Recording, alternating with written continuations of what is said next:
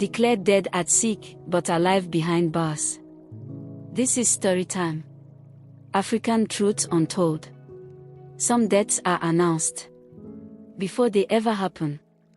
Tonight's story is about loss, migration, and a truth that survived the ocean. This story is not fiction. Please listen carefully. She said the last time she saw her husband, he was smiling. Not a happy smile. Not the kind you smile with your whole face. It was the kind of smile people wear when they are afraid, but pretending to be brave.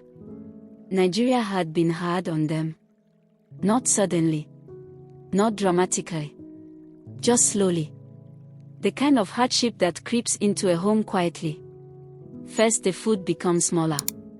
Then the laughter becomes less frequent. Then conversations start ending in silence. He was a trained mechanic. But training does not always mean work. Some weeks he earned something. Some weeks he came home with nothing but apologies. They had 2 children. Old enough to notice when adults whisper. Young enough to still believe promises. When the opportunity came, it did not come as hope. It came as desperation. A friend of a friend. North Africa. Then the sea. Then Europe. They discussed it for weeks. She cried. She begged. She listed dangers she had heard on the radio, on WhatsApp, on Facebook videos sent by strangers. He listened. Then he said something she never forgot. If I stay, we will drown slowly. If I go, at least there is hope. The night before he left, she packed his small bag. 2 shirts. 1 pair of trousers. A Bible with loose pages. And the photograph from their wedding. They prayed. Not long prayers. Not confident prayers. The kind of prayer where you are not sure God is listening, but you speak anyway. He kissed the children. Longer than usual.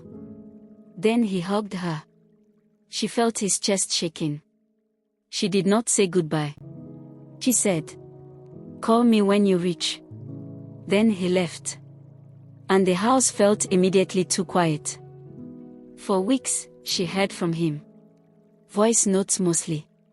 Sometimes short calls. He spoke of the desert. Of heat that burns your thoughts away. Of water that finishes before the sun goes down. He spoke of men collapsing. Of trucks that did not stop.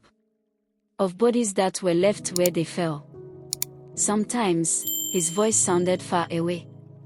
As if he was speaking from inside a cave.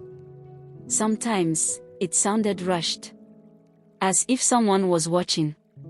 Then the calls became less frequent. The voice notes became shorter. Then one day, there was nothing. No call. No message. No blue ticks. She told herself networks were bad. She told herself batteries die. She told herself patience is strength. 3 days passed. Then a week. Her heart became heavy. She began sleeping with her phone beside her pillow.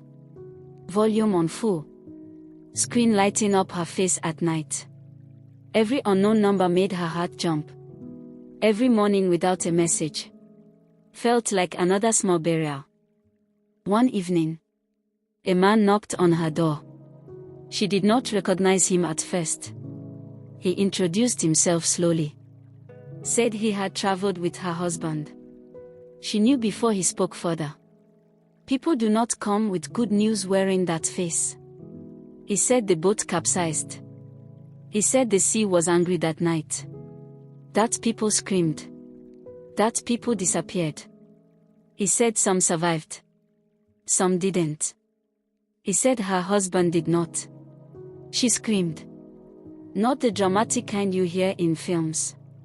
The kind that empties your lungs completely and leaves you dizzy. She collapsed. Her children watched their mother fall to the floor and did not understand why adults cry like that. There was nobody. No photograph. No proof. Just a story. And the ocean. The community gathered. They said words people always say. God knows best.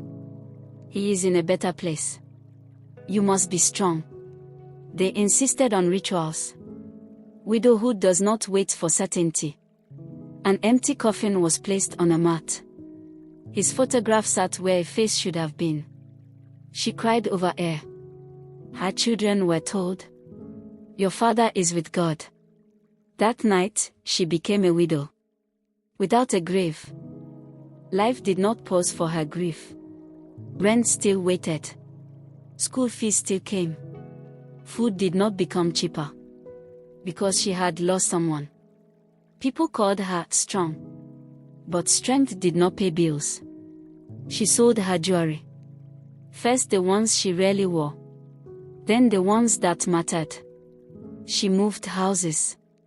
From better to smaller. From familiar to strange. Some people helped. Some helped with conditions. Some stopped calling. At night. The silence was loud. She would replay his last voice note. Again. Again. Sometimes she spoke to it. Years passed. Grief changed shape. It stopped screaming. And started sitting quietly beside her. She remarried. Not for love. For survival. The children needed stability. She needed breathing space. The man was kind. Not romantic. Not cruel. Just present. She told herself this was enough. One night. Her phone rang. Unknown number. She ignored it. It rang again. She answered without speaking. She heard breathing. Then a voice said her name. Her knees gave way. She knew that voice. The way you know your own heartbeat. It was her husband. Alive. He spoke slowly. The boat had capsized. Yes. He survived. But when he reached land, he was arrested. False identity. Illegal entry. Trafficking accusations tied to the smuggler group. He was moved. Detained. Forgotten. Years passed. Shame grew. Fear grew. Other inmates warned him. Do not call home. It will complicate your case. So he stayed silent. And let the world believe he was dead. She did not cry immediately. She shook. She asked him why. He said he thought it was better. If she believed he was dead. Her voice broke. You buried yourself, she said. He cried. For the first time. She told him she had remarried. Silence. She told him the children had a new father. Longer silence. He understood then. That survival has consequences. He spoke of coming home. She told him home had changed. Trust was broken. Time had moved on. Some things do not survive silence. She told me. Death would have been easier. Because grief ends. But betrayal lives. Some people die twice. Once in the body. And once in trust. The end. Until the next episode. Thank you.